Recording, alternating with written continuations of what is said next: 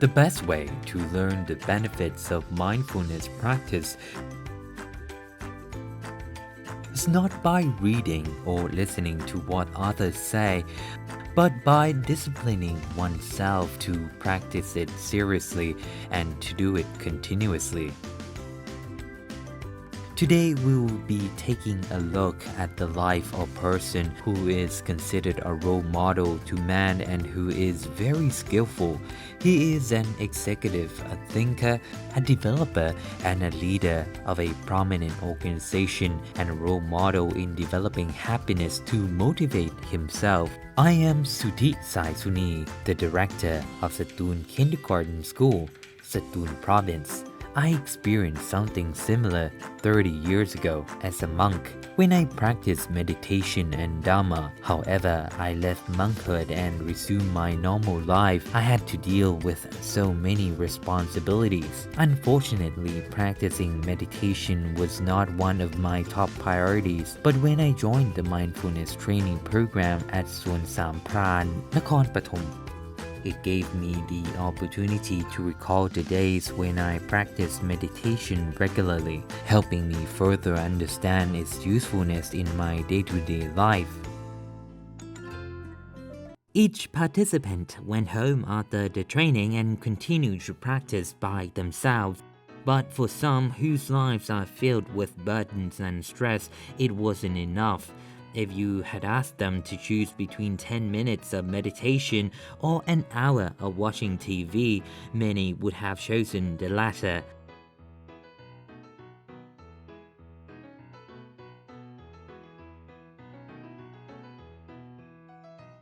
At some point, this becomes a habit, and what they learn in the mindfulness course begins to fade away.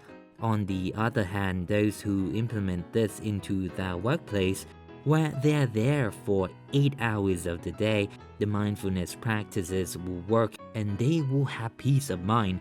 Positive thinking is contagious and will eventually spread to everyone. The biggest difficulty I faced, which sounds like an excuse, was that I felt like I had no time. I didn't have time for myself or even for physical exercise. After attending the mindfulness course, I decided to redesign myself by adopting healthy habits. At first, waking up at 4 a.m. was very difficult, but I forced myself. I knew that if I didn't force myself to make this change, then I would really let myself down. If I didn't practice what I preach, how can I expect others to follow? But if I showed people that I am working on making a real change, I can start to implement positive changes within the organization where I work. I can show others through practice what to do in a very clear-cut way. Now I set my alarm for 4 a.m. and dedicated the first 30 minutes to meditation and mindfulness. The following hour and a half I have left, I use for physical exercise. If I didn't meditate before exercising, I would feel so tired. Before, when I would cycle in the morning, I really struggled when pedaling in lower gear. Then I began to practice mindfulness and focus on my breath while cycling. I tried to be aware of fatigue, both physical and mental.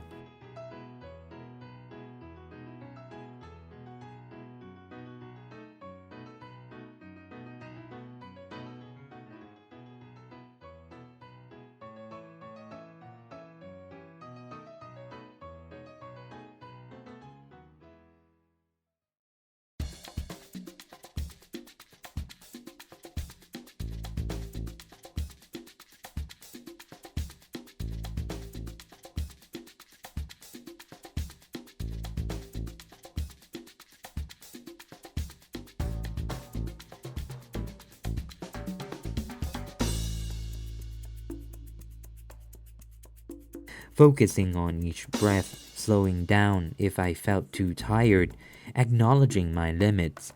I try to implement mindfulness into everything I do. It reduces the risk of accidents and mistakes and makes me more efficient and productive.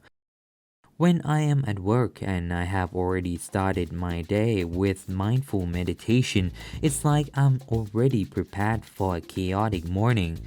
Tasks become more manageable and communication clearer. I feel less burdened by small problems. I also feel like I'm a calmer person, like I am more in control of my temper, especially when communicating with other people. He has changed a lot.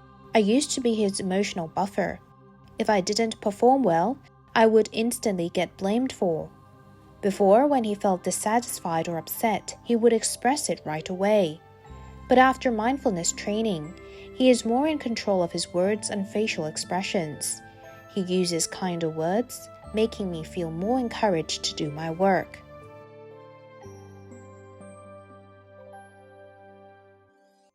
Before, we would call his office the slaughter room.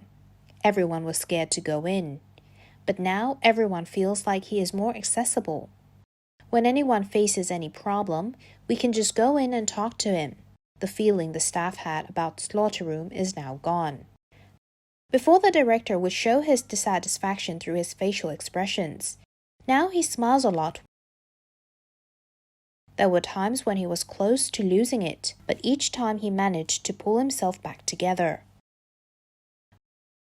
Our director is a visionary.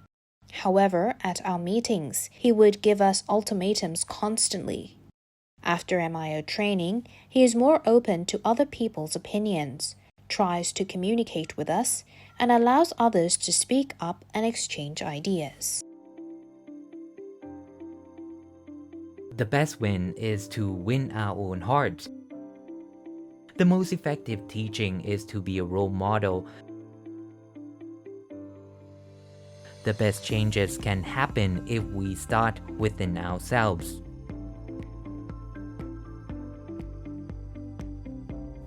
I think this is more of a lesson about understanding your inner self.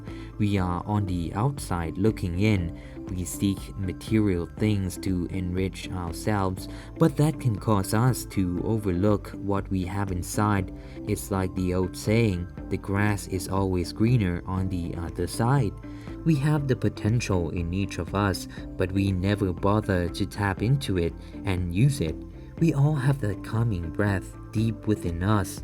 Therefore, we can always practice mindfulness anywhere and implement it in the activities we do each and every day. With these teachings, we will finally be able to tap into our inner strength and creativity and implement them into our lives.